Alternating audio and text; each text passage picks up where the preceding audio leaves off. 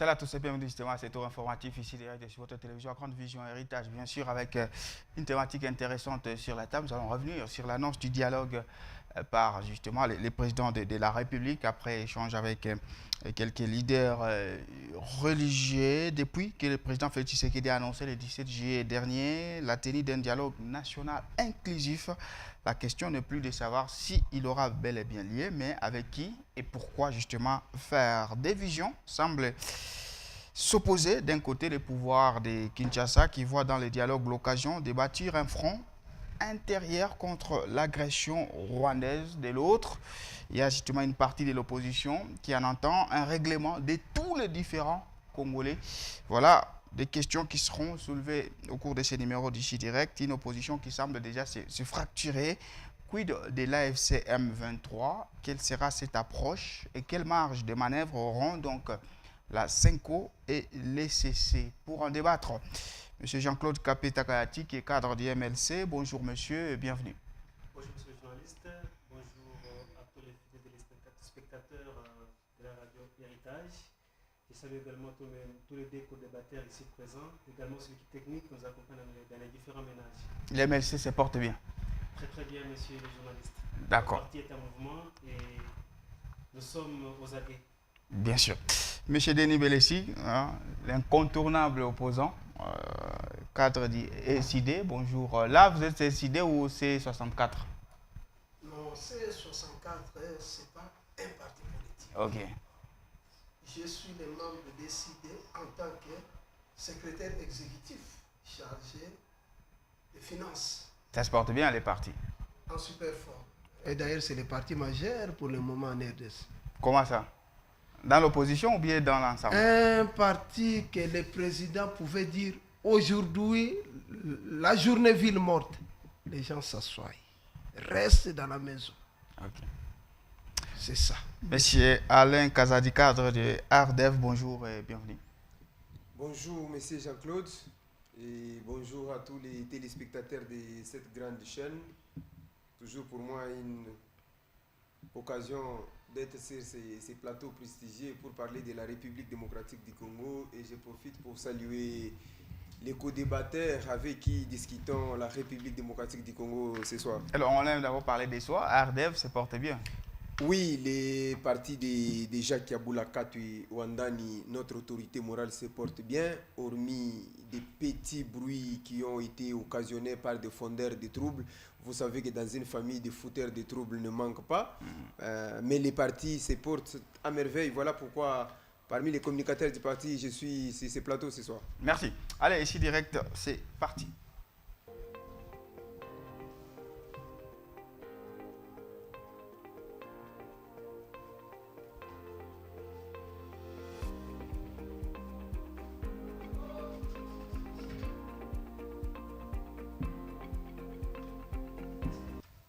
Allez, dialogue en République démocratique du Congo, c'est un front contre les Rwandais où on règle d'abord nos différends en interne. Voilà donc la question qui va orienter ces numéros. Depuis l'annonce, vous l'avez suivi, du 17 juillet dernier, de la tenue plutôt d'un dialogue national inclusif. La question n'est plus de savoir s'il aura bel et bien lieu, mais avec qui et pourquoi faire. Des visions semblent s'opposer. D'un côté, les pouvoirs voient dans le dialogue l'occasion de bâtir justement un front intérieur contre l'agression rwandaise. De l'autre côté, une partie de l'opposition qui en entend un règlement de tous les dossiers congolais. Allez, je commence avec M. Denis Belessi. M. Denis, vous vouliez le dialogue, surtout avec Martin Fayulu. On s'en souvient, il avait déjà tendu la main au président Félix Tshisekedi. Il a été réussi à la présidence. Il a souhaité mettre en place le camp de la patrie. Et là, il y a un dialogue. Dites-moi, est-ce que c'est pour faire un front contre le Rwanda ou pour quand même liquider quelques dossiers au niveau interne? Non, au Congo, il y a de multiples dossiers. Okay. Plusieurs conflits. Il y a des conflits à l'interne et il y a aussi les conflits avec nos voisins qui nous envient. Le conflit avec nos voisins, Mobutu avait dit ça. Il avait prédit qu'après moi, ça sera... Oui, continue. Ça sera le déluge, puisque les voisins déjà avaient l'intention de faire du mal au Congo. Et jusqu'à tel point, ils avaient renversé le pouvoir de Mobutu. Oui. Mouzé aussi, à son tour, avait dénoncé. Il avait dénoncé quoi? Les attaques des Rwandais. De la même façon que nous dénonçons aujourd'hui, il a dit que nous sommes quoi? C'est quel terme qu'on utilise? Nous sommes agressés par les Rwandais. Ce n'est pas Félix qui a prononcé pour la première fois l'agression du Rwanda. Mouzé lui-même qui était venu avec les Rwandais, il a dit ils ont trouvé du miel, ils ont trouvé les paradis terrestres, ils nous envient, ils nous demandent qu'on puisse leur donner tout. Même les papayes, ils demandent ça. Donc, nous devons bouter l'ennemi jusque dans son pays. Et il nous a recommandé de ne jamais trahir. Aujourd'hui, c'est devenu notre devise. Même à l'armée, on dit de ne jamais trahir. Voilà un leader emblématique. Laisse un message qui va demeurer de génération en génération. Tous les candidats présidents de la République, même Étienne Tshisekedi en 2011, il avait commencé sa campagne à l'est de la RDC. Pourquoi? Puisqu'il y avait déjà un problème là-bas. Il s'est attaqué du Rwanda, c'est pourquoi on l'avait ravi même son aéronef. Il avait des difficultés pour battre sa campagne, puisqu'il avait attaqué le Rwanda. Et nous arrivons aujourd'hui, Félix au pouvoir. Même du temps de Joseph Kabila, ils étaient venus. On les avait boutés dehors, mais on pensait que c'était fini. Ouais. On pensait que c'était fini, puisque les mots utilisés, c'était le M23 a été défait. Voilà, on pensait que c'est fini, ils ne viendront plus. Mais malheureusement, il paraît, Félix, il les avait reçus aussi. À Kinshasa, pas il paraît, puisqu'il lui-même avait reconnu ça, que le ministre de l'Intérieur les avait reçus. Ils ont fait 14 mois là-bas de négociations. Et ils arrivent à Bunagana. Nous, on avait dit ceci. Même Vital Kamerhe aussi avait dit, dialoguons avec ces gens comme ils ne constituent pas encore un danger. On avait refusé. Que nous irons jusqu'au bout. Ils attaquent les Goma, attaquent Bukavu, et c'est fini aujourd'hui. Ils ont un territoire au moins de 15 millions d'habitants. Dites-moi maintenant, les dialogues là, on débat contre le Rwanda ou bien on règle quoi ici? Les dialogues, c'est entre Congolais. Oui. Voir les points qui font fâcher. Puis c'est pour le moment, le président a lancé aussi le problème de changement de constitution. On dit non, le pays est en guerre, ce n'est pas le moment. Merci. Le dialogue, c'est entre les Congolais. Quand nous serons unis, on va attaquer l'ennemi. Mais si nous sommes en ordre dispersé, on ne sait pas attaquer l'ennemi. Merci. Monsieur Jean-Claude, l'annonce justement du dialogue est intervenue le 17. On s'attendait, forcément, même s'il y avait quand même quelques réticences au niveau de l'union sacrée par rapport justement aux modalités et ce qu'on attend encore. Si la question ne se pose plus sur la tenue du dialogue, mais on débat avec qui et pourquoi déjà, selon vous? Merci beaucoup, monsieur le journaliste. Alors ici, la population congolaise doit comprendre que l'initiative du dialogue est venue d'où? Qui a sollicité le dialogue et qui a pesé pour que le président de la République accepte aujourd'hui qu'on dialogue. Nous devons savoir que l'ennemi du Congo, c'est le Rwanda. Et parmi les piliers qui assistent notre pays, les partenaires, il y a le Burundi. Le président burundais, étant le président en exercice de l'Union africaine, il a observé la classe politique congolaise. Il se divise face à l'ennemi qui menace notre pays à la balkanisation. L'autre fois, quand il était venu ici en visite d'État, aux côtés de son homologue, le président, l'excellence Félix-Antoine Tshisekedi Tshilombo, il lui a demandé de rencontrer ou bien de recevoir ou bien de consulter les opposants. Les opposants, oui. Le chef de l'État lui a dit, je ne vous ai pas engagé comme étant médiateur ici. Si vous voulez le faire, vous le faites chez vous, vous le recevez chez vous, pas ici, dans la capitale congolaise. C'est comme ça que vous aviez vu, on les a appelés tous au Burundi. Quand ils sont arrivés là-bas, il a fallu que le président burundais les conscientise pour leur dire que nous avons un ennemi commun. La menace que vous subissez aujourd'hui, c'est la même menace qui nous guette, nous, les Burundis. Moi, je suis mieux placé pour comprendre ce qui se passe dans votre pays. Votre pays est menacé de balkanisation par le Rwanda. Vous devez vous unir contre cet ennemi-là. Mais vous menacez celui qui combat l'ennemi, qui combat plutôt votre pays, vous le déstabilisez. Vous devez vous unir. Soyez unis en interne. Donnez la force à votre frère pourvu que vous puissiez bouter dehors cet ennemi. C'est par là que les opposants ont compris. En rentrant au non, attention, le dialogue quand même n'est pas proposé par le président burundais. Ça fait belle lurette que Martin Fayulu demande quand même un dialogue. Effectivement, Ouais. parce que quand ils sont allés là-bas, Ouais. ils ont demandé à ce que nous devons parler avec le président de la République, dialoguer. C'est comme ça que le chef de l'État a accepté, sous condition, parce que lui n'a jamais refusé le dialogue. Tout à fait, Il savait ouais. très bien. Ouais. Et je me rappelle, Rapidement, oui. devant les Congolais dans un pays étranger comme ça, il avait dit, le dialogue, oui, mais pas avec les gens qui sont en train de tuer nos compatriotes. Le dialogue, oui, mais ceux qui veulent que l'on puisse dialoguer avec, ils doivent dénoncer l'ennemi publiquement. Les dénoncer, c'est-à-dire dire à haute voix, à haute et intelligible voix que c'est le Rwanda qui nous agresse. J'ai entendu le doyen Belessi 30 secondes. dire que nous devons dialoguer avec tous ces gens-là, se mettre autour d'une même table, mais on va dialoguer avec celui qui sert de pont à l'ennemi du pays pour nous attaquer. Parce que ceux qui sont à l'est... C'est pour que le dialogue ait un poids. Vous allez dialoguer avec Fayulu. Fayulu n'est pas à l'aise de la RDC en ce moment. Comment vous voulez mettre fin à la guerre à l'aide de la RDC en dialoguant avec Sesanga à Kinshasa? Juste une simple question. Non, vous comprenez qu'ici c'est en interne. Oui. Ceux qui ont reconnu que l'ennemi du Congo c'est le Rwanda, ils auront droit à la table. Ok. Je félicite l'opposant Fayulu parce qu'il a toujours été sincère, Tout il à a fait. dénoncé. Oui.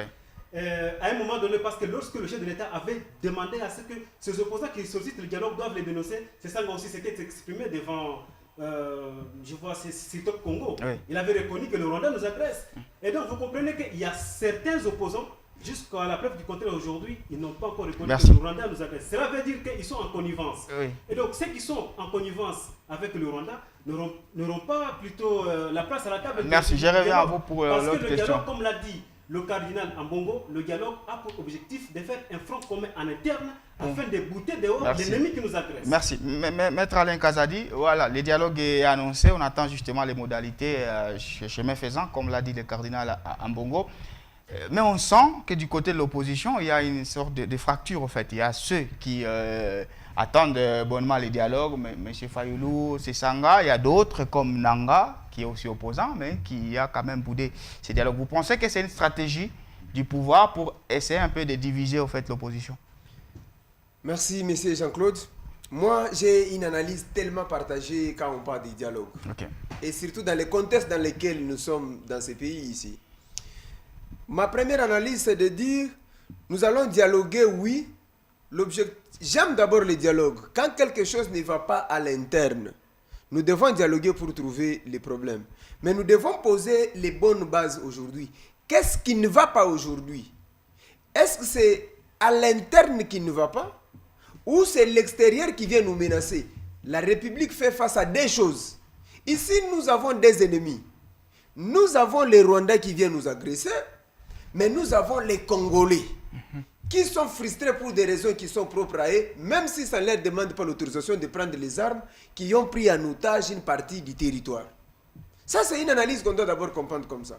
Alors, lorsqu'on se dit, c'est comme ça que j'ai réfléchi comme scientifique d'abord. Oui. Lorsqu'on se dit, il faut dialoguer. Quand je regarde tous ces opposants là-bas de C64, en réalité, par rapport à la paix, pour obtenir la paix au niveau des Goma, oui. ces gens ne représentent rien. Tout à fait.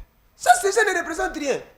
Quels sont les mécanismes que ces gens là-bas, Sesanga, Fayulu, qui encore? Katumbi. Katumbi. Oui. Quel est le mécanisme qu'ils ont aujourd'hui pour contraindre Corée Nanga de libérer ce qui est pris en otage? Vous voyez, non? Donc, ouais. Même si le président aujourd'hui accepte qu'il y ait ce dialogue, on comprend qu'on fait face à quelqu'un qui aime écouter les autres Congolais. Mais vous allez vous rendre compte, je me pose des questions, est-ce que les dialogues que ces gens cherchent, ce n'est pas juste pour se répartir les gâteaux et puis être dans les gouvernements? Parce qu'aujourd'hui, nous devrions avoir les dialogues ou un front qui va contraindre. Ça signifie, si ça ne dépendait que de moi aujourd'hui, les solutions sont plus militaires que politiques. Parce que là, nous devons attaquer les Rwandais. Pour attaquer les Rwandais, ce n'est pas les civils que nous allons envoyer à Goma pour aller chasser les militaires. Ouais. Nous devons avoir des militaires. Et ces militaires-là sont formés par qui? Ce sont les militaires qui devraient être du gouvernement. Vous savez, la médiation burundaise, moi personnellement, je n'ai jamais été. Il y a des choses jusqu'ici, je ne suis pas d'accord avec. Rapidement, oui. La première des choses, c'est l'accord de Washington, de l'Amérique. C'est bien l'accord, mais nous n'avions pas vu un œil. Je me suis dit, est-ce que quelque part on n'a pas été dupé? Pour des raisons pour chuter. La première chose, les États-Unis ont les entreprises qui transforment de l'or à Kigali. Ce sont les entreprises américaines qui sont au Rwanda. Ça signifie, les Rwandais viennent agresser la République démocratique du Congo, il prend les minéraux qu'il amène chez lui gratuitement, que les entreprises américaines. Et c'est la même... C'est les mêmes États-Unis d'Amérique qui vient encore chez nous comme parrain. Ça fait une année aujourd'hui. Qu'est-ce qu'a coûté les États-Unis d'Amérique afin de faire le poids pour dire totalement au Rwanda de faire quoi? De chuter. Pour chuter. Ouais. Quand vous prenez le président burundais, j'ai suivi l'interview du Corneille Nangaa. Il vous dit que même parmi les gens aujourd'hui qui agressent là-bas, il y a les militaires burundais et les FDLR du Rwanda. Ça signifie qu'il faut observer avec des lunettes qu'est-ce qui se passe. Mais comme nous restons quand même des Congolais, nous allons quand même écouter les Martin Fayoulou, les Délices Sanga, nous allons écouter l'église catholique et je reste très convaincu que ça peut amener quelque chose. Mais sinon, le vrai dialogue devrait se faire avec les gens qui ont pris les armes pour leur dire arrêtez, mettons-nous autour d'une table et trouvons des solutions. Merci. Monsieur Belessi, voilà, il y a ceux qui estiment que ceux qui ont pris les armes n'ont pas droit à la table et monsieur Jean-Claude Kapeta l'a aussi insinué ici. Et puis on se pose maintenant la question de votre poids par rapport à la question de l'aide, puisque la question majeure ici c'est la paix. On sait qu'il y a d'autres contentieux à vider, mais la grande question c'est d'abord la paix.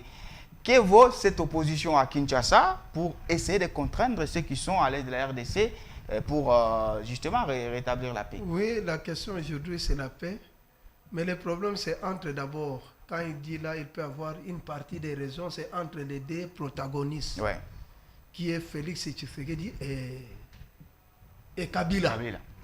En réalité, les Congolais ne sont pas en conflit. C'est Kabila et Félix. Ce conflit a commencé par la tricherie de 2018. Si Kabila n'allait pas tricher, puisque ce n'est pas Félix qui aurait triché, c'est Kabila, il a demandé à Nangaa de tricher en faveur de Félix. On triche aux élections, on donne à Félix les pourcentages tels qu'ils ont voulu, et maintenant ils prennent quoi? L'Assemblée nationale, les primatures, ils prennent tout. Nous aussi, de notre côté, on commence à se moquer de Félix. Il est devenu patin, placebo, ainsi de suite. Et jusqu'à tel point, c'est toujours l'opposition ici, de Katumbi, de Mbemba et les autres, qui étaient partis à l'Union sacrée. Katumbi a donné combien? 76 députés. Mbemba 38 députés. Et ils ont gagné aussi d'autres députés. Ils ont constitué quoi? L'Union sacrée. C'était comme ça. Et Kabila s'est senti frustré, il est parti. Et à un moment, on voit Corneille Nangaa. Ah, Nangaa aussi a l'attitude de devenir rebelle. Chef de guerre, oui. Chef de guerre. On s'est étonné, on dit, mais non, une autre personne, mais pas lui. Il y a beaucoup de militaires qui sont passés même à des John Numbi et les autres, mais comment c'est Nangaa? Jusqu'aujourd'hui, il est là, il a fait 3 ans. Tout à fait. Il occupe une nation. Pas un État, c'est déjà une nation. Les éléments constitutifs d'une nation sont clairs là-bas. Là-bas, qu'est-ce qui reste seulement? La reconnaissance internationale pour que ça devienne un État. Ils perçoivent la douane, des taxes, les impôts, ils ont une armée. C'est une administration parallèle. Une administration. Oui, c'est ça. Une administration. Il y a la population, il y a les territoires, il y a le gouvernement, mais qui n'ont pas la monnaie, la reconnaissance. Ils n'ont pas de drapeau, ils n'ont pas une constitution. C'est ça qu'il manque, les textes. Mais sinon, c'est déjà une nation. nous disons, au début ici, j'avais dit que les conflits, c'est presque partout. Il y a le conflit de la légitimité. Est-ce que ça se pose encore? Qu'un Fayou le réclame, que Moïse, Moïse aussi le revendique. Non, le conflit de la légitimité n'a pas commencé aujourd'hui. Non, quand on veut arranger ce pays, est-ce qu'en 2011, Étienne Tshisekedi n'avait pas pleuré qu'on a triché son électorat? On va revenir avec ça aujourd'hui. Chaque élection, quand on part, en 2006, président Mbemba n'avait pas regretté. Tout à fait, oui. C'est pourquoi on dit le problème de la légitimité. On doit organiser ces histoires. Quand le président Félix a pris le pouvoir, nous de décider, on avait fait la proposition des plans de sortie de crise de Martin Fayoul. On a dit on doit réformer l'armée, qu'on réforme le système judiciaire et on réforme la CENI. Mais s'il faut arranger les problèmes du Congo, on ne peut pas laisser ceux qui font des troubles là-bas. Dans tout arrangement, il y a aussi des sanctions, non? Si on dit, bon, venez, même à la conférence nationale souveraine, Mouzé était là, Nathanaël Mbumba était là, tous les rebelles, les anciens rebelles étaient rentrés au pays, même les Gizenga étaient rentrés, ils étaient en exil pour la conférence. Merci. Mais cette fois-ci, on veut vraiment un dialogue qui sera sincère. C'est pourquoi nous avons accepté de nous humilier, un peu voir l'attitude de Félix Tshisekedi, puisque à un moment, il bouge. Hein? D'accord, merci. Il a du mal à tenir la parole, c'est ce que vous voulez dire. Il bouge. Il bouge, merci. Monsieur Jean-Claude, voilà, est-ce que les dialogues tels que vous les percevez du côté de l'Union sacrée ou selon vous, ce sont ceux qui ont pris les armes? Dites-nous concrètement, alors comment on trouve la paix si on ne discute pas avec ceux qui sont aujourd'hui à l'est de la RDC? Monsieur Jean-Claude, vous savez que l'histoire de notre pays nous renseigne que le Congo, c'est un pays qui a beaucoup tourné autour des dialogues. Et le dernier dialogue historique, c'est le dialogue intercongolais qui a débouché sur l'accord global et inclusif à Sun City, en Afrique du Sud. Cet accord appelle tous les Congolais qui veulent diriger ce pays, qui veulent prendre le pouvoir, à emprunter la voie de la démocratie. Et non plus de recourir aux armes. Ça, j'appelle tous les Congolais de le lire. Et Kabila lui-même, Joseph, il fait partie des acteurs de cet accord-là.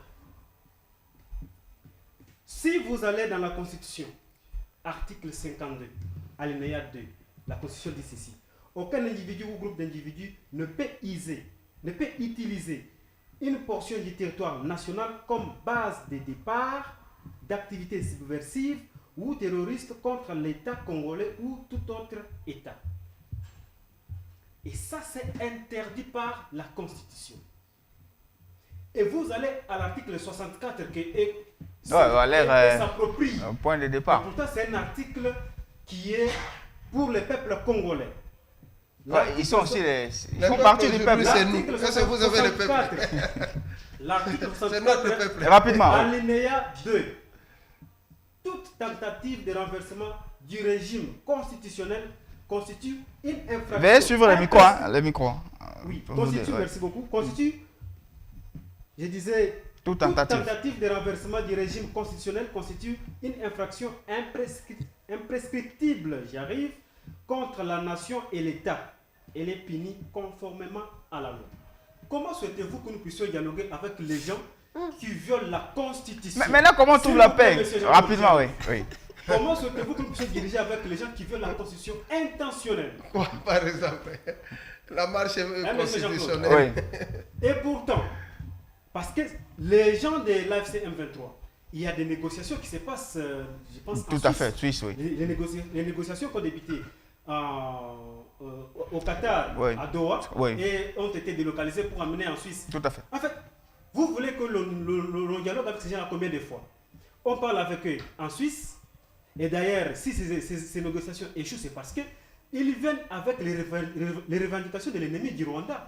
Ils n'ont pas les cahiers de charges devant le gouvernement congolais. Qu'est-ce qu'ils viennent avec comme recommandation? De diriger les régions qu'ils occupent pendant 8 ans, on doit les laisser ça. On va quand même laisser la première à eux-mêmes de s'exprimer, parce que là, on leur prête les mots. Nous devons leur laisser, n'est-ce pas, l'armée, ils doivent faire intégrer encore les éléments, parce que l'AFC M23 vous savez qu'il y a deux branches. Il y a la branche militaire et la branche politique. La branche militaire est rwandaise. Tous les militaires qui sont là sont des Rwandais. Merci. Et la branche politique, il y a des panthés congolais qui sont là, qui servent, n'est-ce pas, des Merci. symboles congolais. Merci Alain. Et donc, on ne peut pas, parce que vous avez entendu le Rwanda dire que si on élimine aujourd'hui le M23, c'est qu'on élimine le Rwanda. Tout à fait. Et donc, Kagame s'est dit prêt. C'est une question existentielle pour le Rwanda. À tout scénario qui tenterait vraiment d'éliminer le M23. Merci. Et donc, ces gens. Non, je reviens à vous. Je ne suis pas là, monsieur. Oui. Ces gens comme ça, là, vous pouvez accepter que l'on puisse discuter avec eux. D'accord. Merci. Monsieur Alain, vous vous êtes interrogé sur la quintessence même du dialogue avec, passez-moi les termes, les opposants qui sont à Kinshasa actuellement, sans engager un dialogue direct avec Kabila ou Nanga, qui, semble-t-il, ont pris les armes justement pour revendiquer aussi ce qu'ils estiment être leurs droits. Alors, la CENCO et les CC, quelle sera leur marche de manœuvre maintenant pour rassembler tous les acteurs? Monsieur Jean-Claude, j'ai suivi mon co-débatteur. Il est resté vraiment très juridique. Il doit comprendre que lorsqu'il y a faille au niveau juridique, lorsqu'il y a faille au niveau politique, des fois même les juridiques n'arrivent pas à couvrir. Ici, le problème, c'est qu'on ne peut pas analyser la situation des dialogues avec l'état d'âme. Il faut enlever les émotions dans cette analyse ici. Il faut aujourd'hui accepter la vérité. Nous sommes dans la position aujourd'hui. J'ai suivi un aîné qui a dit, à ce moment ici, dialoguer seulement avec les gens qui sont à Kinshasa et l'église catholique, c'est une réunion familiale. C'est une réunion familiale. Ça ne va rien résoudre les problèmes qu'on a. Aujourd'hui, je suis certain de ce que je vous dis. Dans les derniers jours, vous allez voir que dans les négociations qui seront à Kinshasa, il y aura les représentants des AFC M23. Si aujourd'hui mon ami dit qu'on ne peut pas discuter avec les gens qui ont tué les armes, mais apparemment il ne comprend pas ce qu'il dit. Mais à Doha, on discute avec qui? À Doha, on discute avec les gens de Nanga, non? En Suisse, on discute avec qui? On discute avec... Pourquoi est-ce que ces gens, le gouvernement doit avoir la capacité de discuter avec Ado et à Suisse, mais il n'a pas le kilo et le courage d'assumer pour qu'on discute avec à Kinshasa. Aujourd'hui, nous avons des partis qui sont frustrés. Et parmi les enfants égarés là, Nanga fait partie. Aujourd'hui, Fayoulou, lui est égaré, il a fait l'opposition non armée. Katumbi est égaré, il a fait l'opposition non armée, ne veut pas toucher les armes. Nanga, lui, est égaré, il a touché les armes. Nous avons besoin de trouver maintenant des consensus. On ne peut pas discuter, avoir aujourd'hui un dialogue qui va amener des résultats fiables si à la table, il n'y a pas Joseph Kabila, il n'y a pas Corneille Nanga, il n'y a pas Félix Tshisekedi, il n'y a pas Moïse Katumbi. Pourquoi? Lorsqu'une seule personne de cette catégorie va manquer, il y aura la RI qui va parler. Je m'explique. Si aujourd'hui vous dites par exemple qu'Katumbi ne va pas participer au dialogue, rassurez-vous que les RI de Lubumbashi avec la population ou les membres d'ensemble, ils vont marcher. Si vous écartez Fayoulou, il va prendre lui, sa femme, Papa Belesse et celui qui gère Fadenaus. Ils vont se retrouver à 7, ils vont encore marcher. Si vous excluez Nanga, les armes vont continuer. Si vous excluez Joseph Kabila aujourd'hui, Kabila c'est une pièce maîtresse qui reste incontournable dans la politique de ce pays. Pourquoi? Il a le statut à lui seul d'abord de sénateur à vie et ancien président qui a passé les flambeaux. Si vous avez écouté Papa Belesse, il dit quoi? Les problèmes que nous avons aujourd'hui ont commencé les jours où il y a eu arrangement entre le président Kabila et Corneille Nanga. Ça signifie, j'appelle tout le monde à gober, c'est difficile à avaler, mais nous devons nous asseoir autour d'une table. Avec Nanga pour lui dire, mon cher, ça suffit les gens que tu as tués ici. Maintenant, nous devons nous unir d'abord en bloc pour combattre le Rwanda. Alors, merci. Monsieur Denis Belesse, voilà, la CENCO et les CC auront-ils quelle marge de manœuvre maintenant pour essayer de boutiquer en fait, ces dialogues-là, puisque quand on écoute l'Union sacrée, on a l'impression que voilà, il y a une sélection. Quand on vous écoute également de votre côté, vous semblez vouloir un dialogue inclusif. Les mots inclusifs là, ça inclut qui et qui, selon vous? Oui, je reviens encore aux paroles de Kabila, que Félix doit aussi l'écouter. Une fois, Kabila avait dit que nous avons commis une grosse erreur de ne pas écouter nos pères des églises. Voyez là où nous sommes arrivés. Félix connaît quand même la force de ces gens-là. ni tété les églises, Kabila devait continuer toujours au pouvoir. L'opposition était par terre, c'est l'église. Toutes les marches commençaient devant la porte de l'église. Ouais. Depuis 1990, IDPS n'a jamais organisé une marche. Moi-même, j'étais IDPS. C'était les églises qui organisaient les marches, mais nous les accompagnons. C'est pourquoi il y a la marche qu'on avait tué des chrétiens à Kinshasa. En 1992, on a tué des chrétiens à Kinshasa, à bout portant. Il y a la marche qu'on avait tué Rossi Mukeni et Kapangoul, Thérèse Kapangal. C'était la marche toujours des chrétiens. Il y a le pasteur Ekofo qui se trouve aujourd'hui en exil puisqu'il avait tenu tête haute devant la Kabylie dans l'église. Tout à fait. Son discours là. Le même jour où on voulait le tuer, il a pris fuite. Donc nous devons être reconnaissants vis-à-vis de ces gens-là. Mais Kabila aussi avait ajouté, il a parlé en Swahili, il a dit ceci. Nous avons commis l'erreur de faire le brassage et le mixage. Nous ne devons plus revenir dans cette erreur. Mais le dialogue, vous savez que le dialogue, c'est une guerre des idées. La guerre des idées, ce n'est pas non seulement entre protagonistes, mais il y a aussi les antagonistes aussi qui doivent participer dans ce dialogue-là. Okay. Le dialogue, le président Fayoulou a dit ceci. Tous les Congolais, même les rebelles, nous allons dialoguer. Et après, nous allons faire encore un dialogue régional avec tous les pays limitrophes. Puisque aujourd'hui, si nous voyons seulement le Rwanda, je vous dis, j'étais à la province de Haute-Ouélé. Si vous arrivez là-bas, ils utilisent deux monnaies. La monnaie ougandaise et la monnaie congolaise. Toute leur vie, c'est un peuple qui est abandonné totalement, qui dépend de l'Ouganda. Mais là, on ne tue pas avec les armes comme ça. Oui. On a occupé les terrains sous une autre forme. Donc c'est plus que Goma et Bukavu que nous maîtrisons. Oui. Là-bas, même la nourriture. Donc c'est l'argent ougandais qui domine dans cette province-là. Merci. Voilà, M. Jean-Claude, on va parler maintenant des antagonistes ou des protagonistes tels que M. Bélessi venait de le dire. La Senko et le CC qui réussit aussi, parce que vous avez mis en avant M. Évariste Ndayishimiye, mais c'est plus la Senko et le CC qui ont déclenché le processus du dialogue depuis le début avec la chute de Goma et tout. Est-ce qu'on peut reconnaître un peu les rôles des évêques, surtout ceux de la Senko, qui sont par moments diabolisés par l'Union sacrée, passez-moi l'expression. Merci beaucoup, M. Jean-Claude. Vous savez que le dialogue a été bien sûr initié par la Senko et le CC. Oui. Pour eux, ils ont l'air, comment je vais dire... Agenda. Agenda, voilà. Une feuille de route selon eux. Oui. Mais aujourd'hui, le président de la République, lui-même, c'est à lui que revient tout à fait le pouvoir de convoquer les dialogues sur ordonnance présidentielle. Oui. Donc, le dialogue accepté par le gouvernement congolais aujourd'hui ne va pas se passer selon la volonté de la Senko, oui, mais plutôt selon la volonté du président de la République.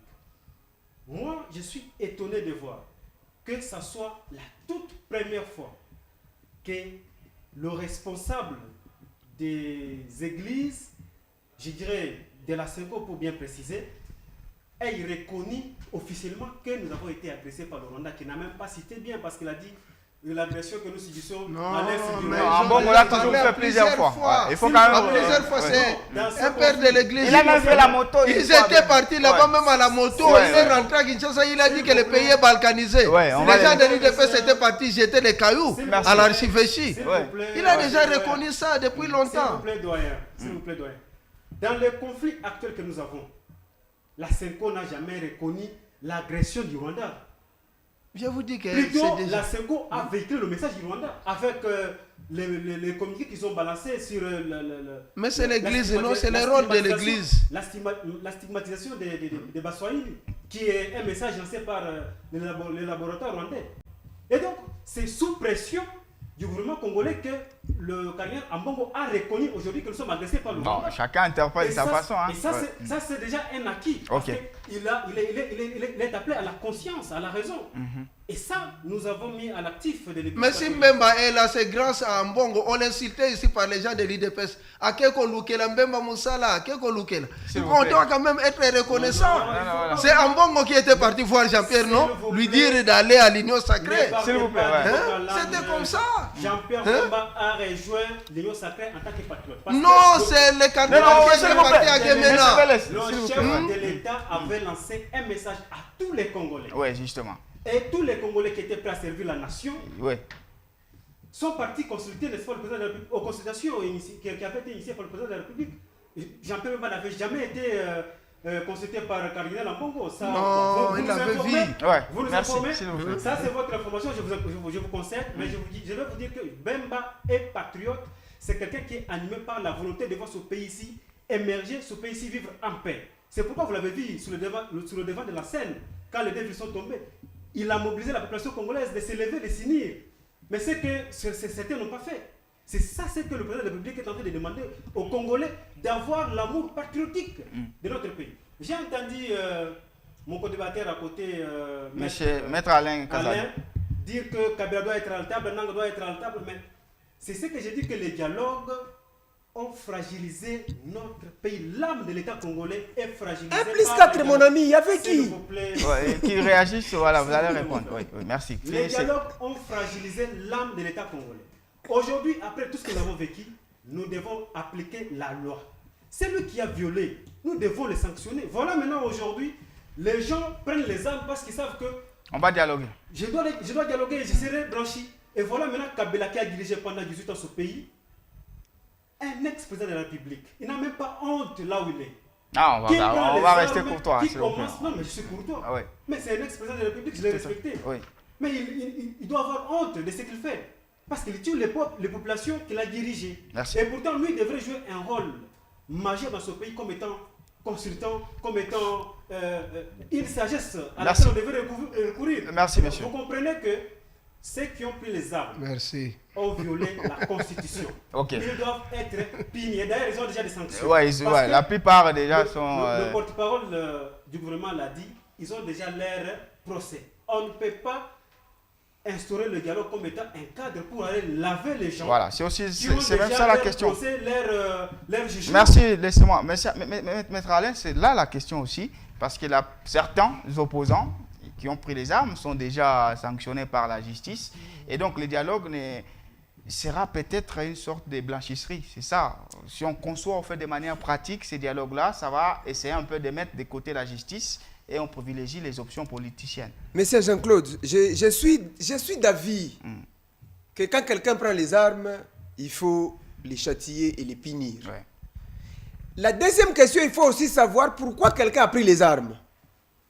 Ça aussi, c'est important quand on veut résoudre un conflit. La troisième question... La Constitution ne dit pas ça. C'est ça que je dis. Moi, j'analyse comme un scientifique. Ouais, mon ami ici, il est intelligent, mais il fait exprès. Il est intelligent, il fait exprès. Comment? Il dit qu'aujourd'hui, qu'on ne peut pas discuter avec ceux qui ont pris les armes. Lui, il vient de quel parti politique? MLC. Jean-Pierre Mbemba, quel historique dans ce pays? Non.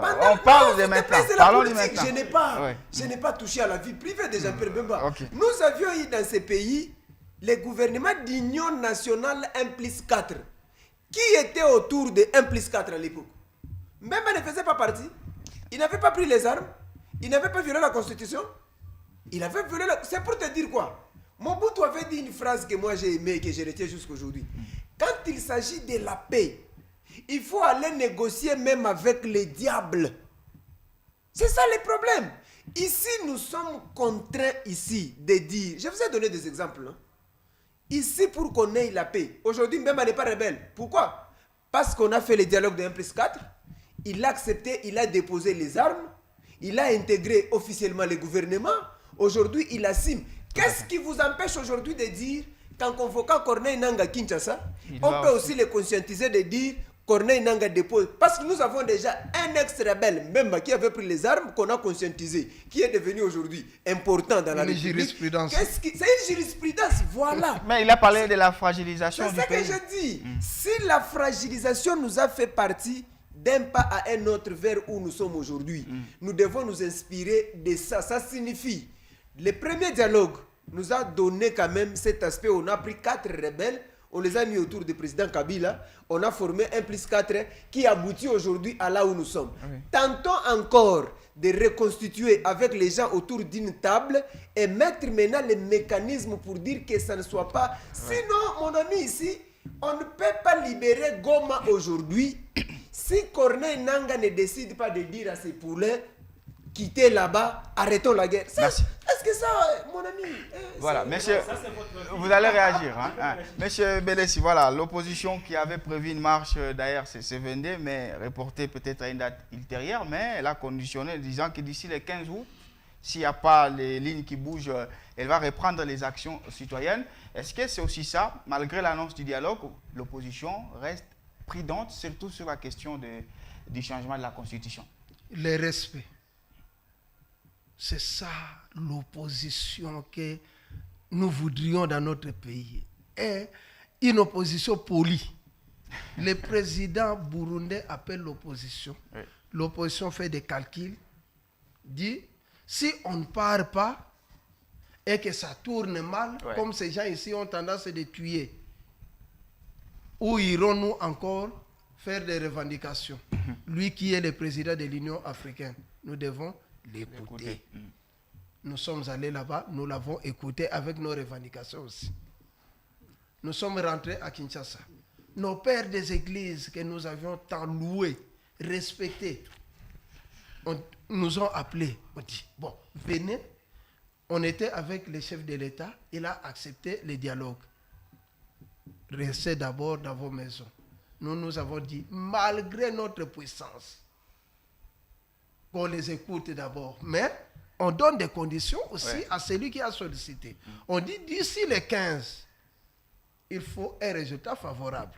S'il ne nous appelle pas au dialogue, soit annoncer le dialogue, nous allons continuer. Parce que dans le dialogue, vous incluez aussi la démarche des réformes constitutionnelles. Vous pensez que ce n'est pas opportun, c'est ça? Non, c'est-à-dire si nous partons au dialogue là, il y a des préalables, non? Il y a les préalables. De leur côté, ils vont présenter aussi leurs problèmes de révision, soit des changements de la Constitution.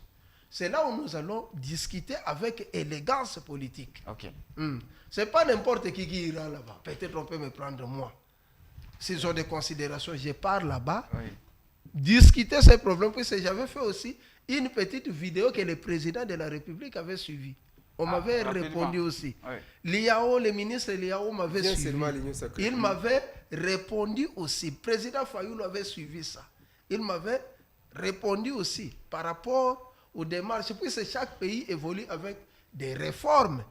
Mais le changement de la Constitution, c'est là où ça pose problème. On dit, les réformes, nous sommes d'accord à réformer, mais changer pour s'éterniser au pouvoir.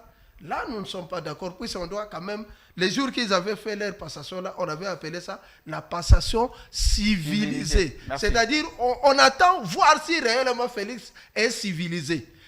Pour dire que Félix est civilisé, les jours qu'il va prendre aussi le pouvoir, il le donne à une autre personne. On dit, Félix a fait la passation civilisée. Mais s'il ne fait pas, on dira que, voyez, Félix est un petit peuple. Merci. Monsieur Jean-Claude, c'est aussi ça la question, puisque avant l'annonce de ces dialogues-là, au sein de l'Union sacrée, on attend la promulgation de la loi sur les référendums, on attend qu'on déclenche la machine pour les réformes constitutionnelles, voire les changements carrément. Est-ce que ces dialogues-là ne viennent pas un peu affaiblir la dynamique dans ce sens constitutionnel? Une fois, merci beaucoup, M. Jean-Claude. Mais je vais d'abord rebondir sur rapidement, l'exemple que mon débatteur a donné de son excellence Jacob Bemba.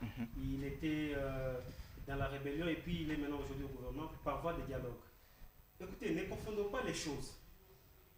Bemba a mené une guerre pas pour destituer un régime constitutionnellement établi. Bemba a mené une guerre, c'était pour, n'est-ce pas, défendre son pays, sa nation face... Non, il ne faut pas rigoler. Avec les armes de qui? On va les laisser.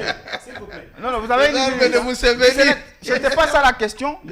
Avec les armes de Museveni. Laissez-moi, s'il vous plaît, continuer. Mais c'est bien laissé. Oui.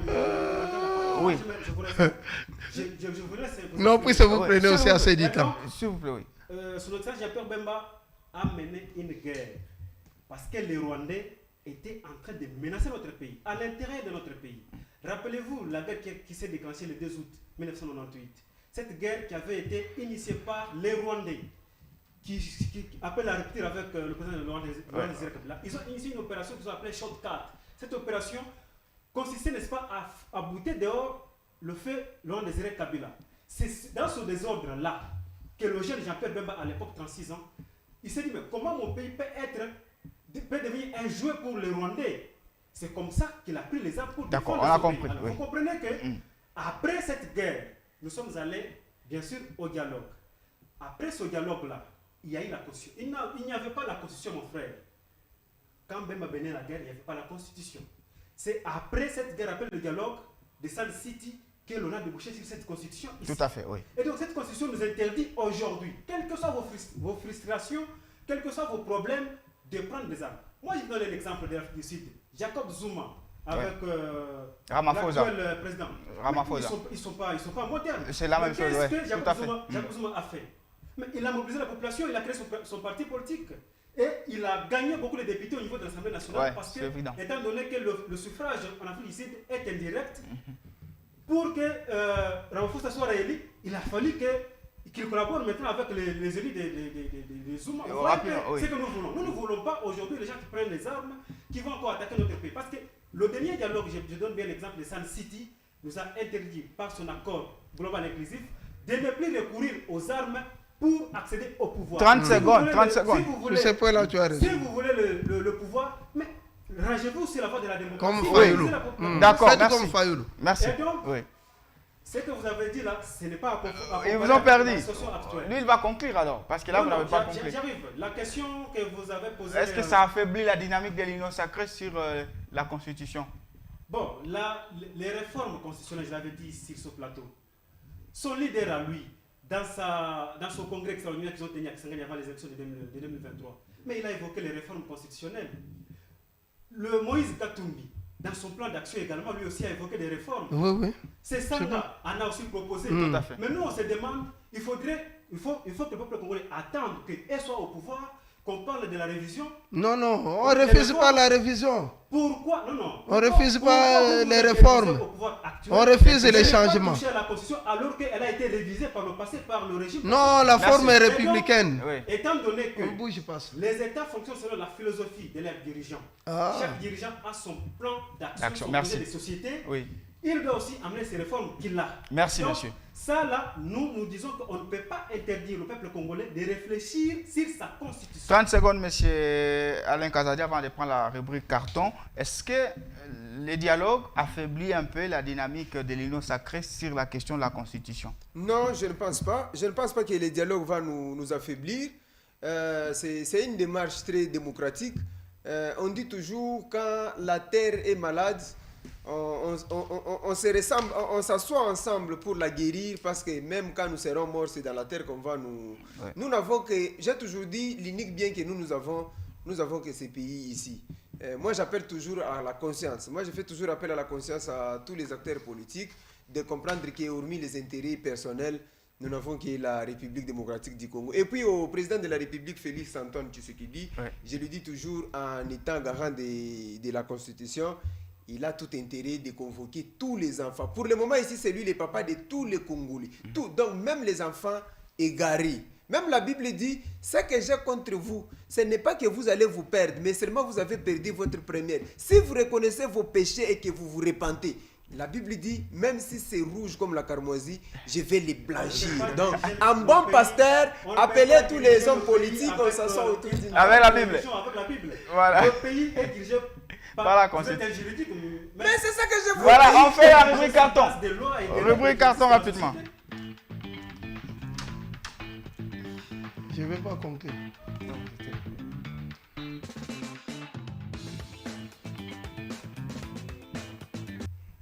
Allez, monsieur Belessi, on va finir avec vous. Vous allez prendre 30 secondes pour conclure et puis vous nous donnez votre carton d'aujourd'hui.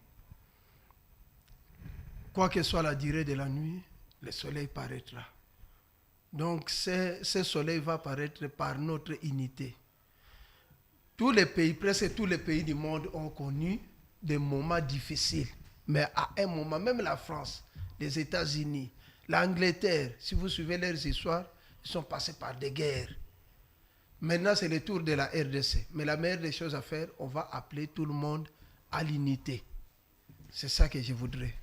Mais eux, de l'Union sacrée, ils ont peur de quoi? Ils pensent que si nous dialoguons, ils vont perdre leur poste. Donc on va créer un gouvernement d'union nationale. Oui. Les gens viendront encore. Fayoul va amener ces gens, ces sangas. Oui. Ils seront nombreux. Oui. Donc nous allons perdre nos postes. C'est ça leur souci. Avoir des postes, mais pas l'intégrité territoriale. Mais ils vous soupçonnent aussi de vouloir des postes en venant au dialogue. Mais c'est un pays, non? Le pays doit fonctionner avec ses fils et filles. Nous vous avons à l'aide. Merci Jean-Claude, merci. Et votre carton? En tout cas, mon carton, il est rouge. Il est rouge toujours pour les ennemis du pays. Donc les Congolais qui n'ont plus l'esprit patriotique dans leur cœur.